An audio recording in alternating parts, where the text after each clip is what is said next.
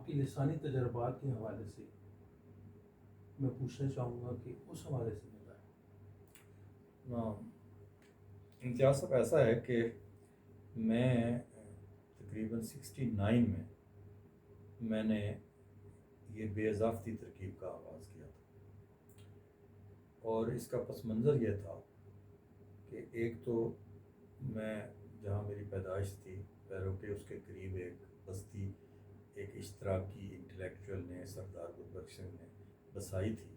Model village, تو اس نے نام رکھا تھا پریت نگر۔ اچھا، پھر اس نے ایک رسالہ نکالا، اس کا نام تھا پریت لڑی، تو یہ پاکستان میں ہمارے پاس آتا رہا کافی عرصے۔ پھر جہاں کوٹ رادا کشن میں نے آپ کو بتایا میری ابتدائی تعلیم ہے، وہاں قریب ایک اسٹیشن تھا، اس کا نام تھا پریم نگر۔ اب دیکھیں، پریت لڑی، پریت نگر، پریم نگر، اور پھر پنجابی میں دل دریا سمندروں ڈوبے کون دلانے گا، تو یہ پنجابی میں بھی طریقہ موجود تھا بے اضافتی ترکیب کا، ہندی میں بھی موجود تھا۔ تو مجھے ایسے ہی کوئی اندر سے کوئی وہ آئی تحریک، اور میں نے شوق سے تھا، ٹھیک ہے، خواب دریچہ یہ کیا، مجھے اچھا لگا، مجھے صوت بھی اچھی لگی، اور مجھے اس سے لگا کہ اگر میں ستارہ شوق کہوں تو کچھ اور افیکٹ بنتا ہے، اور شوق ستارہ کہوں تو اور افیکٹ بنتا ہے، بڑی باریک سی ڈیلیکیسی کا فرق ہے۔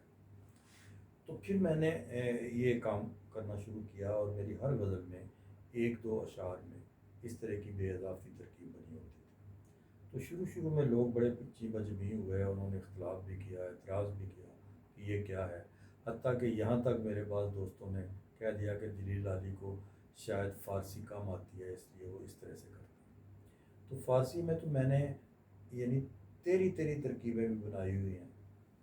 ذرا سی بات پر سید غبار یاس ہونا، اب تیری ترکیب ہے، ثبوت اشتیاق کے ہم رہی لاؤ تو آؤ، اور وہ میں اب بھی کرتا ہوں۔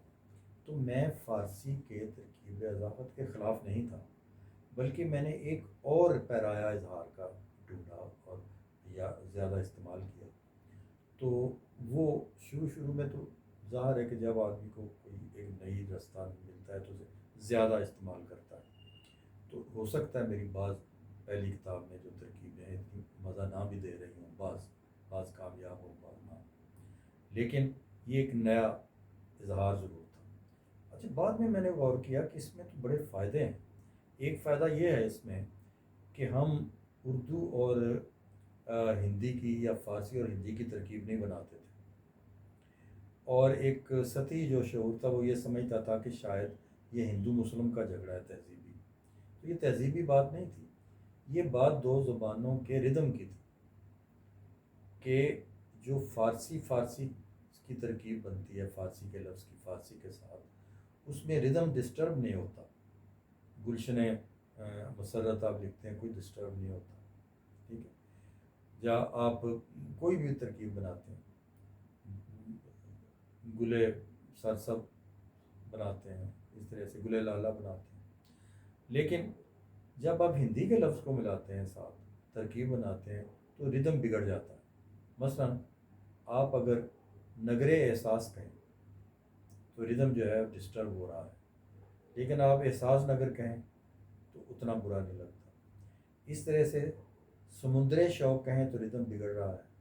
شوق سمندر کہیں تو ٹھیک ہو جاتا ہے۔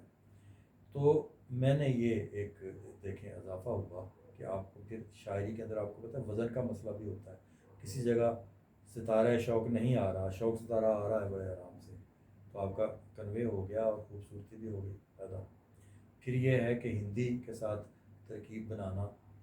جو ہے وہ اس سے ڈسٹرب ہوتا ہے ردم، لیکن اس طریقے سے بے اضافی ترکیب بنائیں تو کئی ترکیبیں بن جاتی ہیں، میرے اپنے ہاں ہیں، جیسے یہ شوق سمندر ہے، یہ ہندی اور فارسی ملی ہوئی ہے، یا احساس نگر ہے، ہندی اور فارسی ملی ہوئی ہے، تو یہ اس میں ایک فائدہ ہوا، اور ایک پھر یہ اب زبان کے اظہار کا حصہ ہو گیا۔ یہ بھی اللہ کا بڑا کرم ہوتا ہے کہ کوئی آپ اختراع کرتے ہیں اور وہ قبول ہو جائے، اور اب کئی کالموں کے نام اس طرح سے